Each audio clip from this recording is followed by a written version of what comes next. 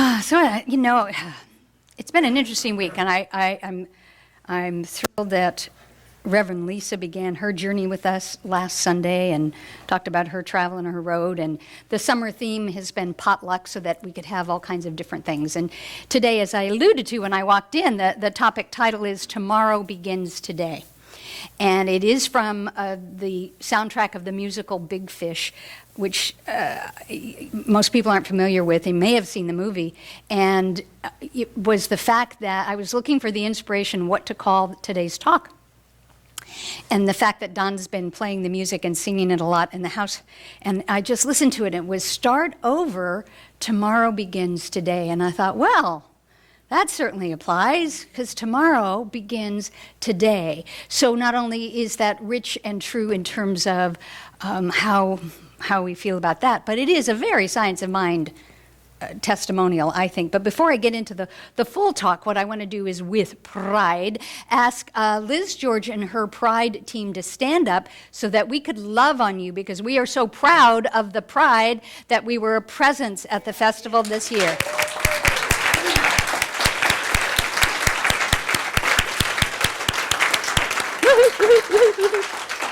Oh, and you guys were all here. Rarely does the whole team ever show up, Liz. So thank you for that, and for Polly and Don, who did some printing and some other things. But I know we'll have some pictures for the e-blast to share. But I'm so grateful that we made that presence. It's been something that's been on my mind, wanting us to do for a long time. So for that. So tomorrow begins today. Ernest Holmes. Remember him? Oh, and I may have to call upon John to give me the reading that he used in the meditation contemplation from Ernest Holmes today. It was just extraordinarily chosen. But I have, from the scrapbook of Ernest Holmes, there is nothing in the universe that limits you, or that would or could desire to limit you. There is nothing in the universe that withholds from you, because in so doing it would withhold from itself. You are some part of its purpose. Therefore, the Spirit seeks, urges, pushes against you to fulfill itself. No matter how abundantly the horn of plenty may pour out its universal gifts, there must be a bowl of acceptance, a chalice of expectancy, or the gift cannot be complete. Now, those of you who just read the textbook and think that Ernest Holmes is a little dry, that was pretty poetic. I love that. That the horn of plenty may pour out its universal gifts, that there must be a bowl of acceptance, a chalice of expectancy, or the gift cannot be complete. So that applies to all of us, in particular here now, as that nothing limits us. And when something calls to us, when sometimes the, pain pushes until the vision pulls. And by pain, I don't necessarily mean physical pain, but sometimes it is the pain or the discomfort of dis-ease, yes, or restlessness, or that urge to grow. And so pain, and we stay in conflict with ourselves and what we want to do until the vision pulls us, and it becomes so clear that sometimes we even have to make hard decisions about retirement and moving on, so that we start over, and tomorrow begins today. Whatever the tomorrow is, it begins today. In Science of Mind, it begins right here, right now, with that thought, that word, that idea, and that feeling. And I don't know why I'm going to bring it up here, but I said this was an interesting week, and I have permission to share this, but on Wednesday morning, I got a phone call. I was working on the computer, doing some email, getting ready to come into work and do stuff, and I get a phone call from my husband, Don, who says, hi, you didn't answer your cell. And I said, I'm trying to work. I don't really have it attached to my hip. So, it might come as a surprise. And he said, I said, what are you doing? Because his voice sounded different. And I said, what are you doing? And he said, I'm at work. I said, okay. Because I'm thinking, yeah. And he said, I'm trapped in the staff elevator. So immediately everything about my body, mind, and spirit,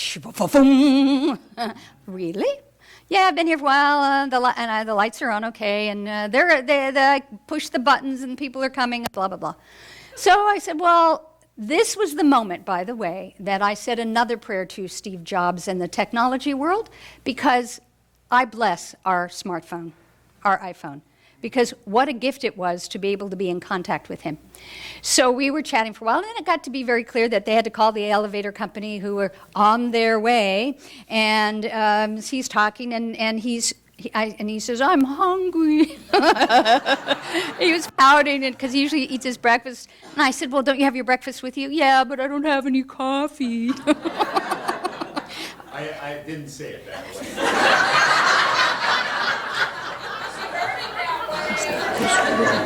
I don't have my coffee. So we're chatting, and now it's moving into almost an hour. And so the part of the reason I'm telling you this is because I want you to hear that this was an opportunity for a lesson for me that I always tell you, I practice what I preach. And so while I'm talking to him, and then it's starting to go on, and he's hearing the voice, and well, they're going to call the elevator company. So I pull out my smartphone, and I start texting for prayer. Because I knew I needed it. I wanted to stay clear. And so I didn't have his permission yet to ask for prayer. So I'm texting my practitioner and practitioners here, and I'm saying, "Okay, Don's stuck in an elevator. I don't have his permission to pray, but would you pray for me so I stay clear and calm?" And did I think there was imminent danger? No. Really, no. The higher self knew that. And yet the little human self, the little kid in me was like, pray, know the truth. So finally I said to him, "Okay, I'm coming down. I'll meet you there and I'll bring you a coffee." He said, "Well, I can't drink it." And I said, "Do you have a microwave?" "Yes." "Okay. I will get you freshly brewed Starbucks so that you can smell the aroma through the elevator doors, and it will be the incentive to find your way out." So, sort of long story short, I arrive, freshly brewed Starbucks, and as I'm getting there, no one's at the elevator, and he comes walking up the stairs. It's like, yeah. So I wanted to, I had his permission to say this. I know it has nothing really to do with my topic. But it was a lesson point. Because when confronted with what seemed like a stressful situation, what did I do? Really, I breathed. Is that the right say, the past tense? I didn't breathed. Breathed, yeah. I breathed. I texted for prayer. I got centered. When I hung up with him, I did my own prayer. And it all turned out fine. So we had an opportunity to use our principles, our teaching, in even a difficult situation, and to know the infinite truth. So I don't know why I had to share that with you, but it was kind of an interesting experience for. And he was in gratitude on Facebook. He said, "And I wasn't claustrophobic, and I wasn't in there with somebody I didn't like." There you go. So I don't. Right, he was with me. So he liked me. Yes, and I don't know if you heard what he said. He texted on Facebook. He's in, again, the technology. So here he is, stuck in an elevator, and what's he doing? Here's my status update on Facebook. I'm stuck in an elevator at Chico State. But that's our technology. And I am glad he's not claustrophobic, and he didn't have anyone else. And probably some of my angst and anxiety was me projecting that I would not be as happy if the roles had been switched there. So prayer and 2 hours. 2 hours, a little over 2 hours. So. No, actually, he was with me, Warren, and the 400 followers on Facebook, but. It was an interesting start to an interesting week, and I just wanted to share that because, the places you go. You're off to great places. Today is your day. Your mountain is waiting, so get on your way. It's Dr. Seuss. I know. So the places you'll go. So we get to start over. So no matter how stressful that was, and it was, it did have a stressful reaction, but the point being that when we have stress, or we have a challenge, or we have sadness and a mixture, and that the oxymoronic beauty of life is that there can be joy and sadness, there can be stress and peace. They are not always mutually exclusive. And when they feel as if they're going to burst against the other side, what we have is our teaching, our techniques by which that we do indeed Breathe, we get centered, we get cleared. Sometimes that's all it takes. Sometimes it takes doing a treatment. Sometimes it takes calling a practitioner or going in the corner for a 1-minute miracle or a healing chest request to get additional support of the higher truth of who you are. You have brains in your head, you have feet in your shoes, you can steer yourself any direction you choose. You're on your own and you know what you know, and you are the one who'll decide where to go. So I'm talking about that in a geographical way, but Dr. Seuss was pretty mystical too. You get to decide where you go. So what I'm saying about this story about the elevator thing is technically Don couldn't go anywhere for 2 hours.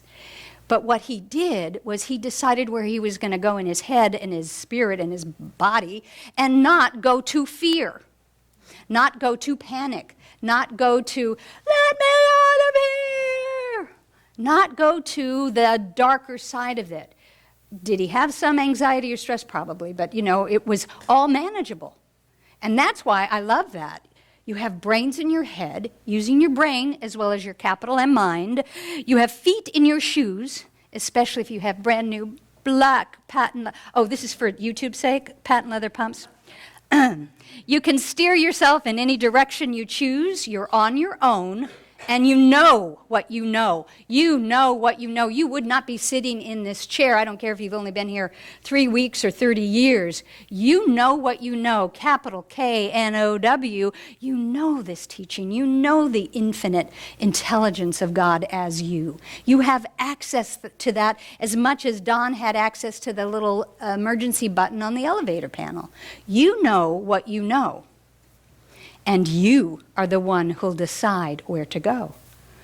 So what is that? That's so religious science. So when stuff comes your way, where you have a conflict at work, and may we not have those kinds of conflicts at work, when we have conflicts at work or there's stuff in the news, you know what you know, and you get to decide where you'll go with your response, with your reaction.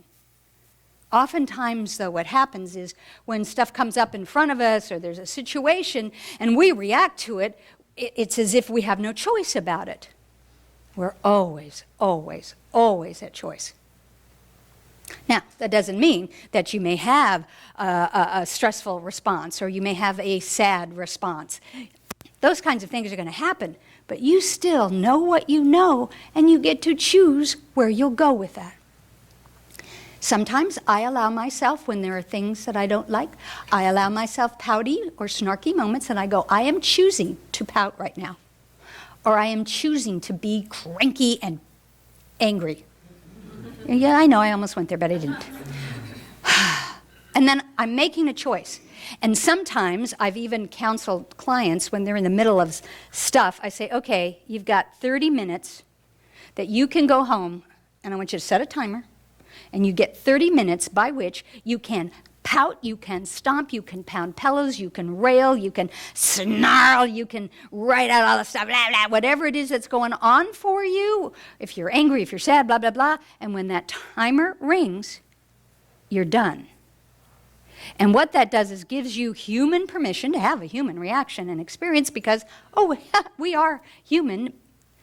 We're divine beings in a human form, and it gives you permission. It's not denying it. It's not suppressing it, saying, okay, I'm cranky, pouty, angry, sad, blah, blah, blah, blah, blah. Okay, now I've gotten that off. I don't have to trap it anywhere in my cells or my body.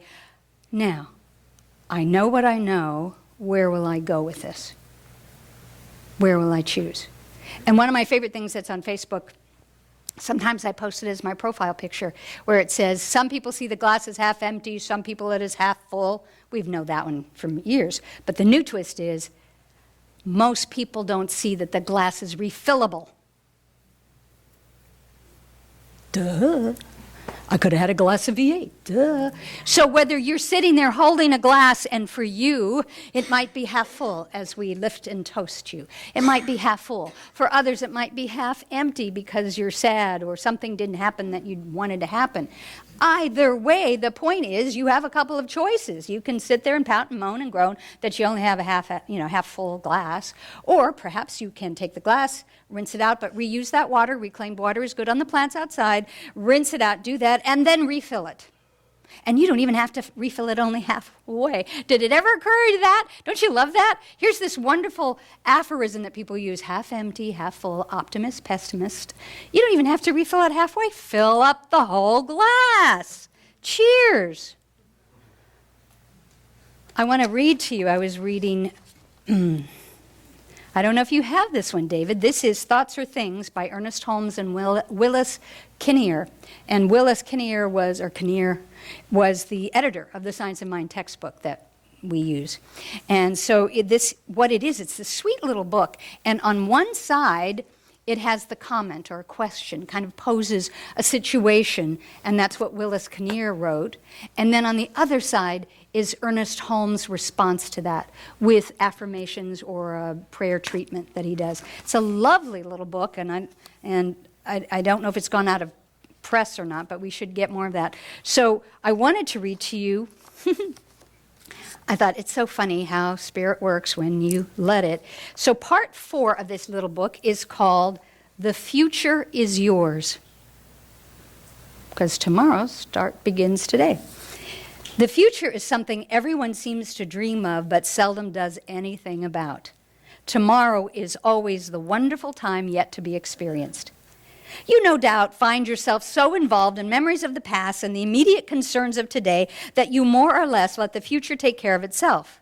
Well, the future does always take care of itself, but what it is born out of what you were thinking today. Start over. Tomorrow begins today. Your future is like a projection screen upon which are thrown the images of the thoughts you have today. It can be no better, it can be no worse. But at any time you can change that picture, change it to something definitely to your liking. You know, I'll finish him first. This does not mean you indulge in daydreaming like wishful thinking or idly hoping for the best. Your thought has dynamic power. But for it to be specifically creative in your experience, you must use it in a creative, definite way. Well, to me, that sounds just like Seuss. You know what you know, and now you get to decide where you go. Your future is a projection upon the screen. We have this wonderful image that we can use when David, with the screen's down and David puts up the slides, and the slides change, don't they? We could sit and stare at one of those slides ad nauseum, and it might even be the wrong slide for what's being said or shared or experienced, but it's up there. And sometimes it's like, I don't like that slide. Stupid, we already said that part. I don't like that slide. It's not even the right color. Well, are we ever going to... And we let the slide that is disturbing us stay on the screen when, abracadabra, all we need to do is go, oh, I know what I know. I know where I'll go. Click. And it changes the frame. It changes the slide. So we have these kinds of metaphors and images always around us to remind us that we are at choice. That we do know what we know, that we do get to choose where we go. Because we are blessed religious scientists.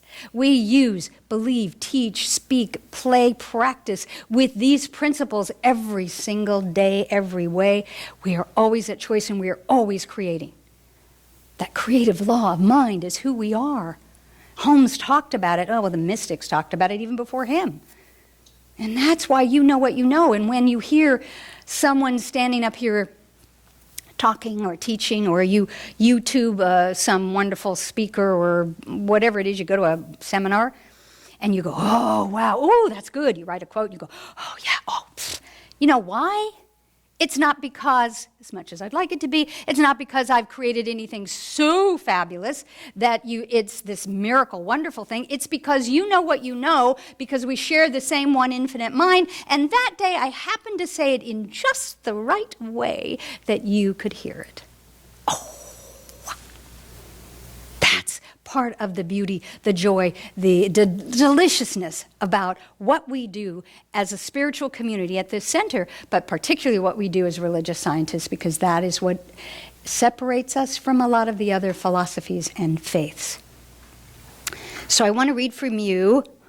I want to read to you another Holmes prayer. Because as you can tell, I'm kind of fond of the guy. And so this is his response. And this is his, actually I think what we're going to do, I'm going to let you get centered. If you feel like closing your eyes, go for it. I think we're going to pull this in. Because he starts out with a little explanation, and then he does what we often do. I'd like you to, when you hear this, say it to yourself. You're saying it to your higher self, the one mind. But he begins by saying, Greater Possibilities is the title. There is always the greater possibility available to you. There is a divine strength and an infinite wisdom at the center of your being, ever waiting to be released, that will enable you to put more into life and living and to take more out of it. A limitless creativity exists and expresses through all that is. It is always seeking a fuller channel of expression through you. Recognize that it, capital I, it exists, and accept its, capital I, action in your life. Say to yourself, as I read these, hear it for yourself, I now lift up my whole thought to the inflow of divine strength and infinite wisdom. I know that I am in silent partnership with God today, tomorrow, and every day. I accept the creative action and direction of the Spirit within me. I know that new doorways are opened, that new opportunities for self-expression are now presenting themselves. New ideas are coming into my mind. I am meeting new situations. I expect to accomplish and achieve. Divine intelligence flows through me, inspiring me, directing me into ever more worthwhile goals of creative endeavor. God guides me in every way, and new horizons of joyous living continually open up before me. I accept the fullness of life this moment now.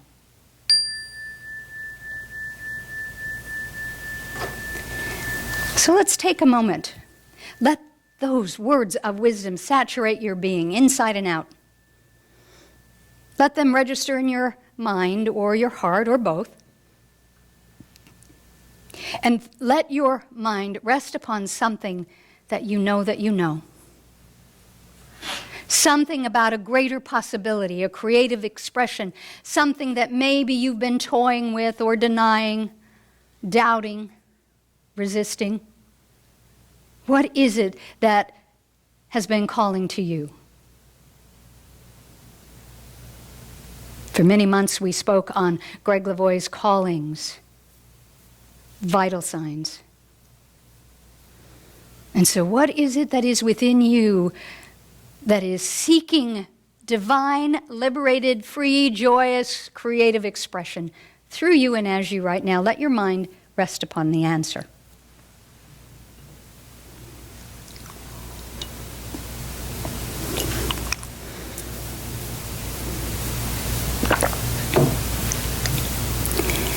And from Ernest's earlier quote, I will say that no matter how abundantly the horn of plenty pours out its universal gifts, there must be a bowl of acceptance, a chalice of expectancy for the gift to be complete. Meaning, now that you have identified that call, now that you know there are places to go, great places, because today is your day, your mountain is waiting, so get on your way. Nothing stands in the way of your good. And no longer do you see a glass as half empty or half full. You see a clear, beautiful glass with which you may fill it with something beyond your wildest dreams, with joyous enthusiasm, health, abundance, creative expression, love, peace, harmony, whatever it is that calls to you. Pour out from that horn of plenty and drink the drink of this infinite truth at the wellspring of life that never runs dry.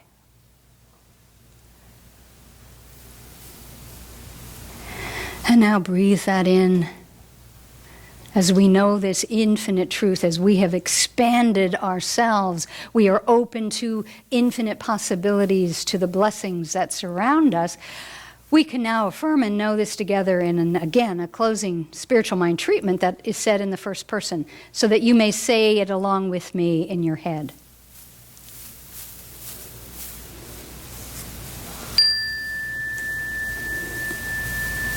There is only one life. That life is God's life.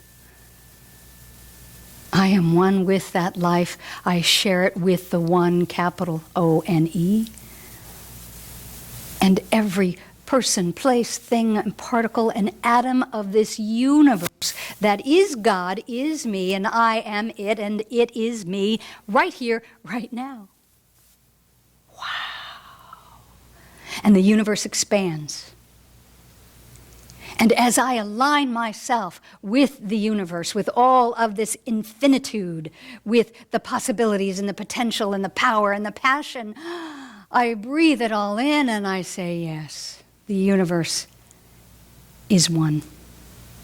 And now that I know that there is only God and I am one with God, the universe is one and it is mine, I claim it here and now. Whether I am individually out picturing it to be claimed and manifest as health and vitality, energy, wholeness. Or maybe I'm claiming it as prosperity, abundance, wealth, and wealth only means well-being in all areas. Or perhaps I'm claiming it for creative expression, so that I am in the right place at the right time, giving of my gifts and talents. Maybe it's for love. I claim no love. Even if you have divine love, a partner, a spouse, a furry friend in your life, where there is that love, there's no cap on love. There's more to be had, shared, given, received, and experienced.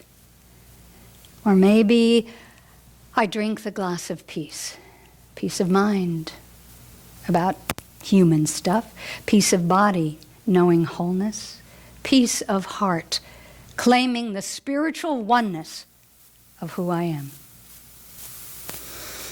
I breathe in all of this infinite wisdom and truth. I'm so grateful for it. I do a little happy dance in gratitude for it, for I know that thy will is being done in, through, for, and as me. So I say, thank you, Father, Mother, God. Thank you, infinite intelligence. Thank you, life with a capital L. And it is with that enthusiasm, that gratitude, and that confidence that I now take this service in prayer and I just give it back. Release it. Let it go. Let it go. Let it go. As I stand in faith with trust, I let it be. I ask that you join me together as we say, and so it is, and so I am, and so we are. Amen. Amen.